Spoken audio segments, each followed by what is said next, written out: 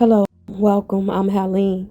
Now that the Dave Chappelle Unstoppable special has been out for over a few weeks, I, as a connoisseur of comedy, would like to share my thoughts on this piece in his overall body of work. I've distilled that an appropriate title for my summation and reaction of the Unstoppable special could be Selective Advocacy and Mounting Apathy. Dave continues his point to make trans women jokes. And that nigga dove down 240 miles an hour. Killed a bitch in the third row. And it was a transgender bitch when it hit her dick. Trans women have, fairly recently in the life of Dave's stand-up career, become consistently a subject or punchline of his in his jokes, bits, monologues. I assume that Dave's persistence in creating the pointed controversial jokes is because he is aware it irritates that community and he sees his jokes as taking a stance, a cause if you will. I heard a controversy when it initially arose, and I was indifferent and disinterested to the conversation.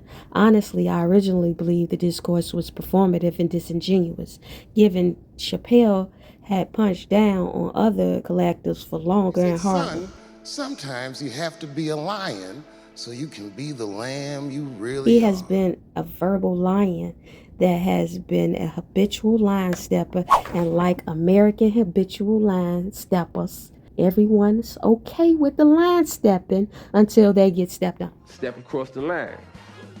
Habitually, he's a habitual line stepper. For this reason, I viewed the trans women's jokes controversy as convenient.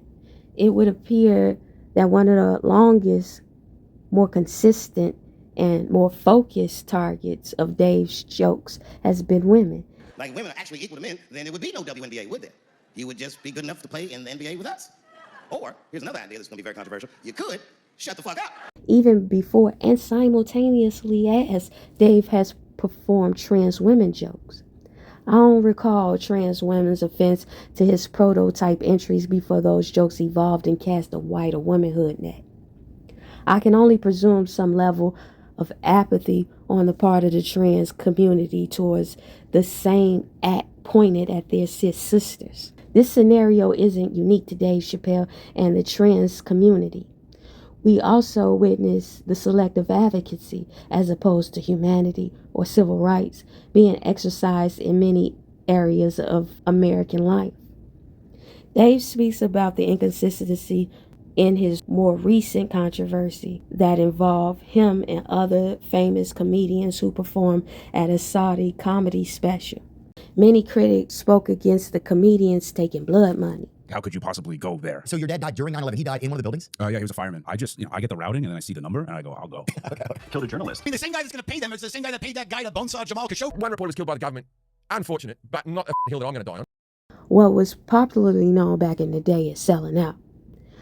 I can recall audiences saying that a few names who agreed to the gig were hypocrites that went against their own message, their own words, and even their own works. Dave was grouped with the likes of Bill Burr.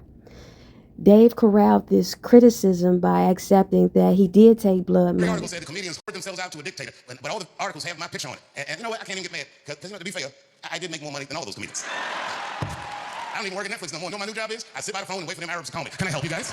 What do you need? Not unlike much of the money he has taken over the course of his career. He inferred this point by expressing how Journalists. And rest in peace, Jamal Khashoggi. I'm sorry that he got murdered in such a heinous fashion. But, and no buts, like, period. And also, I mean, look, bro, Israel's killed 240 journalists in the last 3 months. So I didn't know y'all was still counting. I draw from that what I will and distill this vantage. Dave going to the theocratically Muslim country isn't inconsistent with his religion. On the other hand, a comedian like Bill Burr is a white American male who has purported to have I grew up Catholic. who publicly, specifically spoke against celebrities performing. Beyonce and Mariah Carey actually did private New Year's gigs for $1 million. Did New Year's gigs for Gaddafi's kids. How much fucking money do you need to make? You know, you're gonna go dance like a goddamn fucking clown for a mass murderer's kids, then you take that fucking blood money. Dave isn't Bill Burr.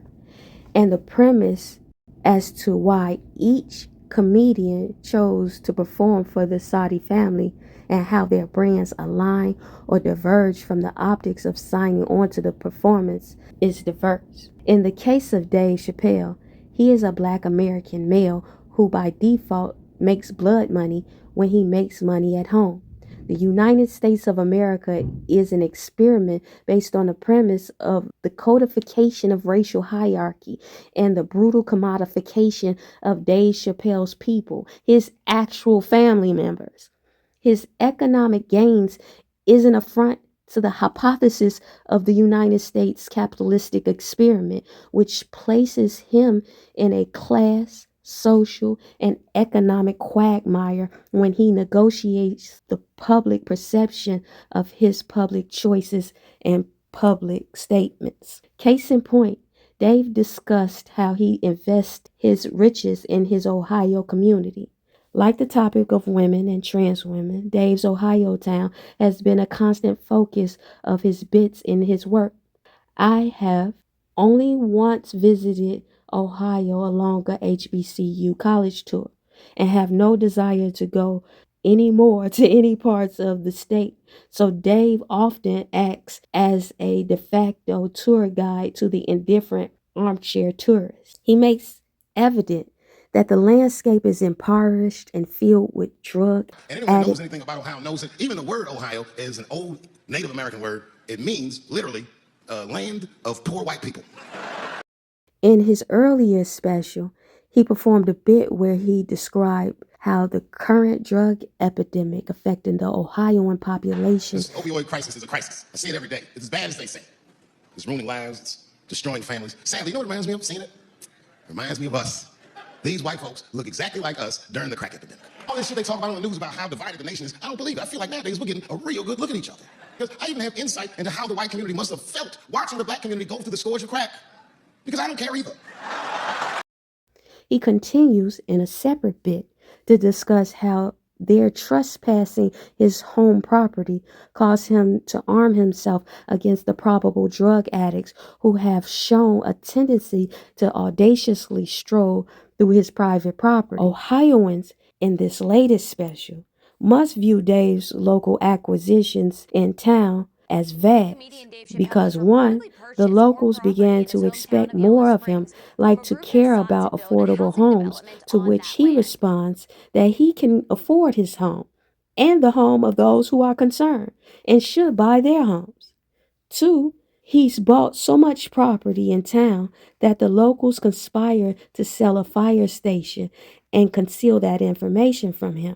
The town waits to auction the fire station when he would be on vacation. However, the community ploy is foiled by a Chappelle spy who informs him of the auction, and he acts on that information. Dave demonstrates an unapologetically capitalistic inclination, but the dilemma is he is a descendant of the people that were legislated in the beginning of the experiment to be property and never to own it in the country that his family built. The property that he is accumulating is located in a region that is populated by the descendants and those who look like the descendants of people who this nation, the United States of America, made laws, policies, and codes and social indoctrinations, norms to benefit that population to the despair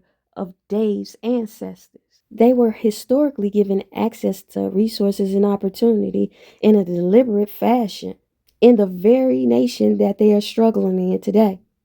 In principle, I disagree with the unchecked and unregulated capitalism being described by Dave Chappelle.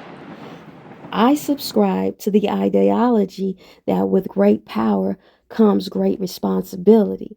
And in principle, Dave exhibits the same disregard for the people in his town that was fashioned to be the disregard for his people in this nation. He is friendly or friends with the likes of Joe Rogan, Elon Musk.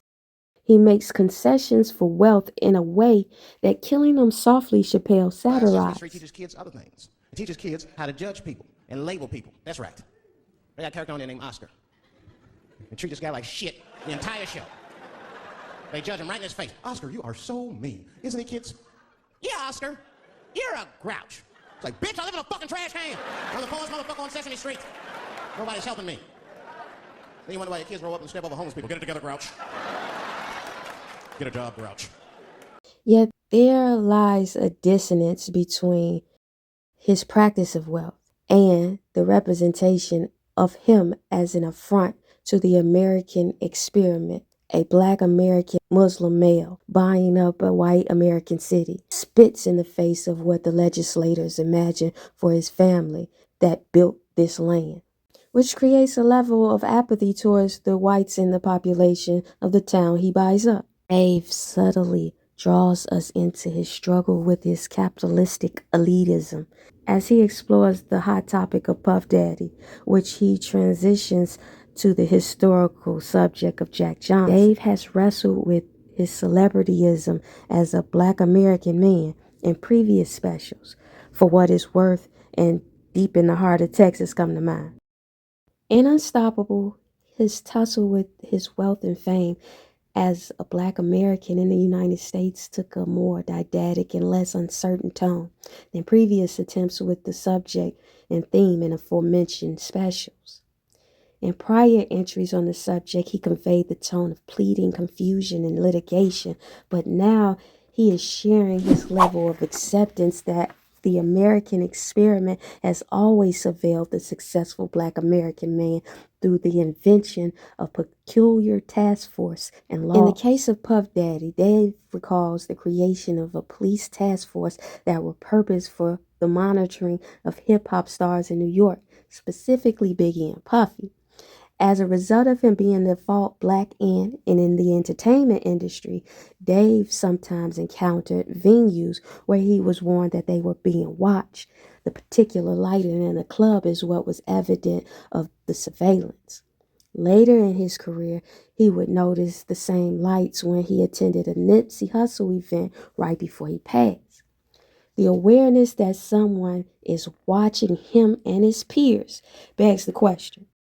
If you have been surveilling Puffy, Biggie, and Nipsey, and the surveillance didn't prevent deaths or the villainy, then what was the point of the task force? Because it certainly was not to protect or prevent harm. What special interest does the task force serve?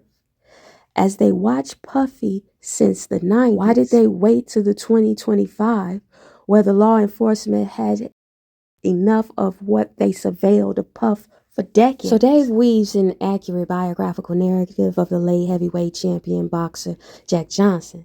Jack was a man who forced the white heavyweight champion of his time to give him a shot at the title. Most rebuffed on the basis of racism.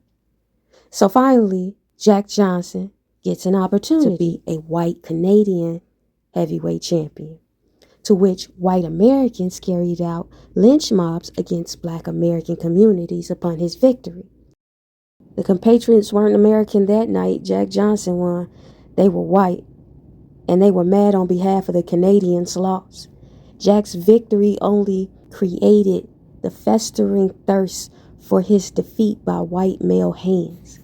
Jack had the proclivity to like white women, and on the basis of this liberty of Jack Johnson, legislators like Mann drafted a law and called it the Mann Act with the intent to criminalize one man whom the American experiment designed every controlled against his humanity. And when he didn't satisfy the hypothesis of the experiment, they continued to add more rules to get their desired outcome. And in this instance, it was Jack Johnson in jail. Correlation of Puff's incarceration to that of Jack Johnson went on without rendering any judgment of right or wrong for his colleague, although the plausible conspiratorial nature as to the federal government's motivation to arrest a man that they have been surveilling since he's been committing the crimes as long as a task force, hip-hop task force, has existed, does not negate that he should have stood trial.